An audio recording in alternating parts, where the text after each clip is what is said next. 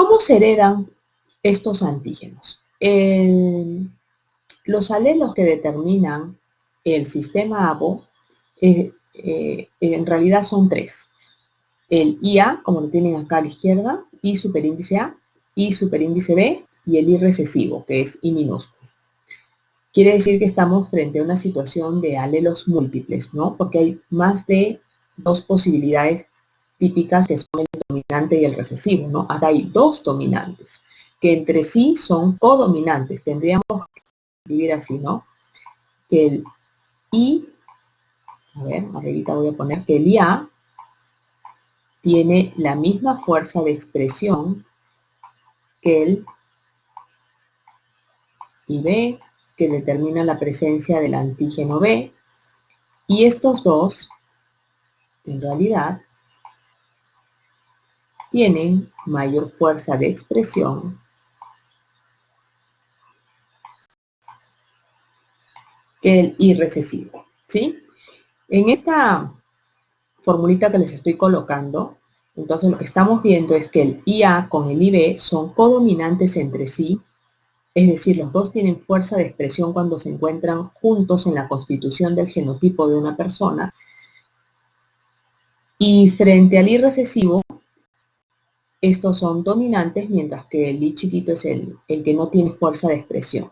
Quiere decir que si yo tuviera un genotipo de este tipo, donde sabemos que el IB, decíamos, determina la presencia del antígeno B y que el I no determina la presencia de ninguno de estos antígenos, entonces tuviéramos esta constitución en una persona.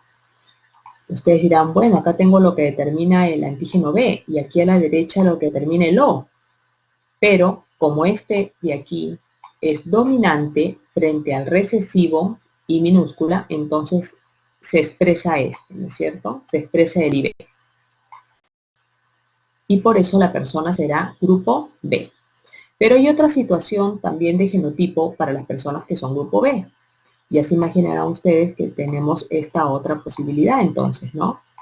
Que tenga doble alelo IB. ¿Sí? Esta condición se llama condición homocigota y la de arriba, donde los alelos son diferentes, se llama condición heterocigota. ¿Sí? Estoy hablando en términos de genotipos, ¿cierto? ¿Qué cosa es el genotipo? Para los que no están entendiendo bien la idea. El genotipo es la constitución genética que tiene un individuo para un carácter en cuestión. Por ejemplo, ahorita estamos viendo el carácter grupo sanguíneo sistema APO, ¿no es cierto? Entonces, ¿cuál es la constitución genética que podría tener una persona para la expresión de grupo sanguíneo dentro del sistema ABO?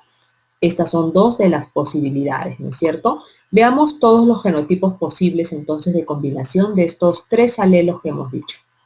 Miren la columna de genotipo, ahí está IA y A, ¿no es cierto? Esto sería condición homocigota dominante, ¿no? Los dos son dominantes y son iguales, homocigota dominante. ¿Por qué dos? Porque nosotros heredamos un alelo de nuestro padre y heredamos un alelo de nuestra madre. ¿Y qué son los alelos? Por ahí alguien me puede estar preguntando. Los alelos son las formas distintas de un gen que podríamos tener para un carácter. Las formas alternativas que tiene un gen, ¿no? También se llaman genes alelomorfos los alelos, es lo mismo. Bien, entonces, estábamos viendo IA, homocigoto dominante. También tenemos otro genotipo, el IAI.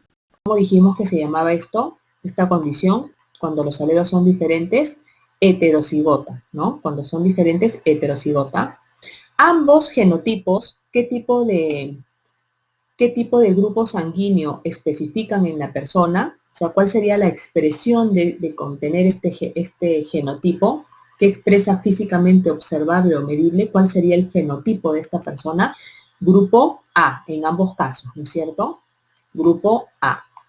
Es decir, que los dos expresan, en las dos situaciones se expresan los antígenos tipo A y por lo tanto fenotípicamente serán identificados como grupo A.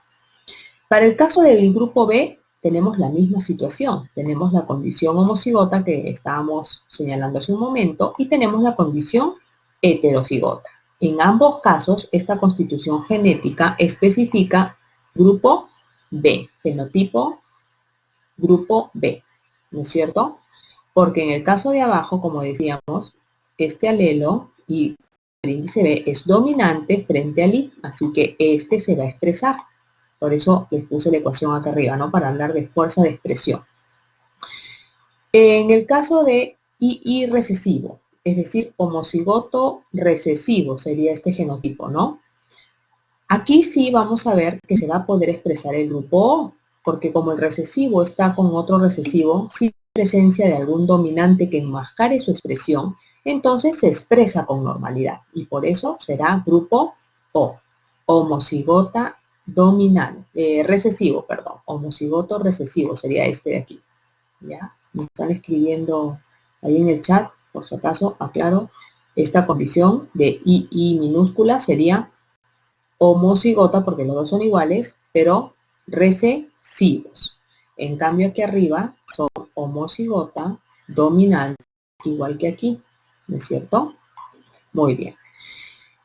Y nos queda el último, vamos a poner otro colorcito, el último genotipo posible para este carácter de sistema ABO, grupo sanguíneo sistema ABO, tenemos esta constitución genética, ¿no? Que el individuo haya heredado de uno de sus progenitores el IA y del otro de sus progenitores el IB.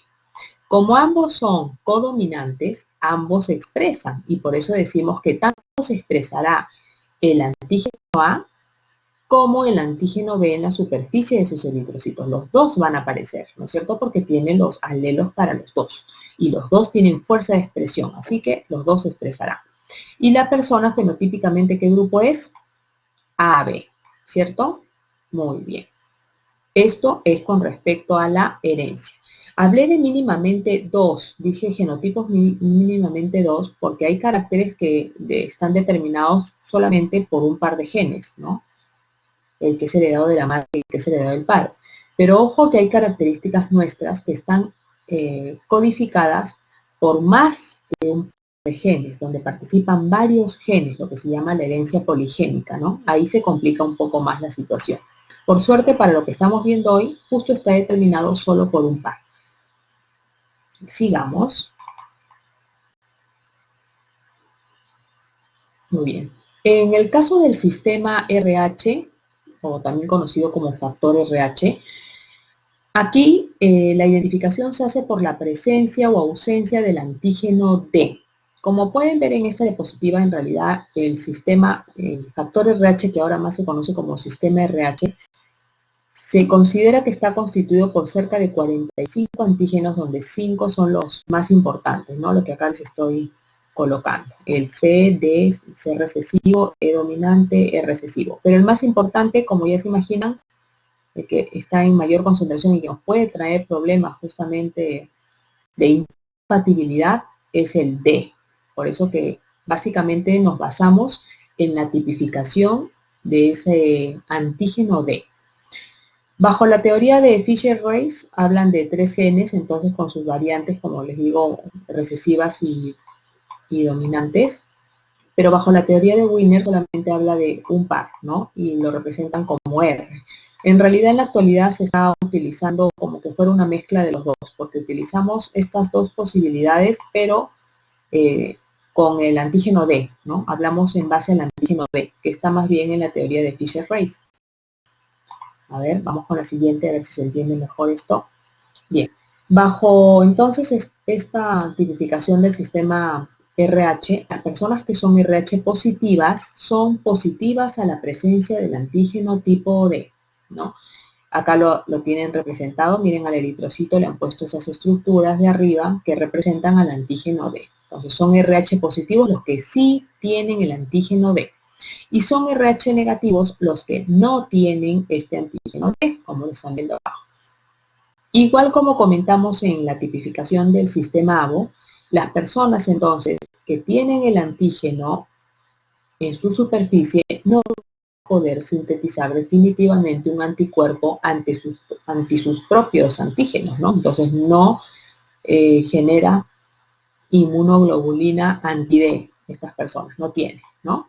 En cambio, las personas que son RH negativas, como no tienen ese antígeno en la superficie de sus células, entonces de sus eritrocitos, entonces se entiende que ese antígeno les resulta extraño, les resulta un cuerpo extraño, y por eso es que ellos sí sintetizan anticuerpos anti-D.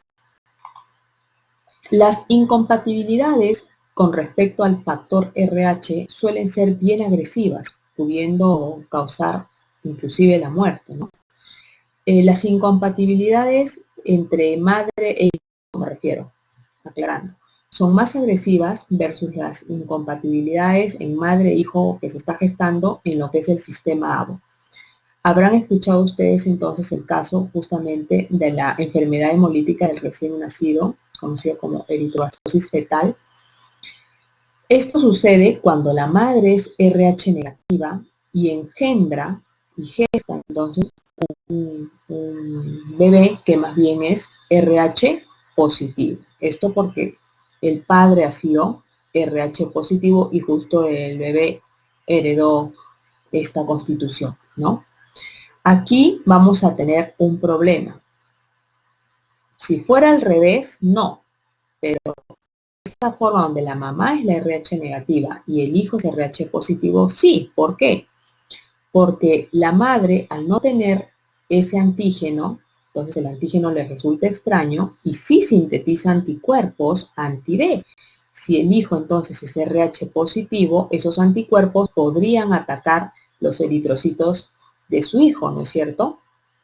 Pero por suerte, en el primer embarazo no hay problema porque recién hay mezcla de la sangre del hijo, o sea, la sangre del bebé hace contacto con la sangre de la madre cuando se da el parto y hay el desprendimiento de la placenta. Ahí es que la madre se entera, digamos, el cuerpo, ¿no? El sistema inmunológico tiene identificado entonces la presencia de estos antígenos y empieza a sintetizar los anticuerpos, ¿no?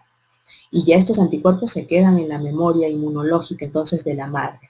Como se imaginan, los problemas van a venir entonces a partir del segundo hijo en adelante, porque ya la madre está sensibilizada, ya sintetizó los anticuerpos y cuando el bebé se empiece a formar y se reconozcan estos antígenos, entonces va a haber el ataque de los anticuerpos sobre sus eritrocitos.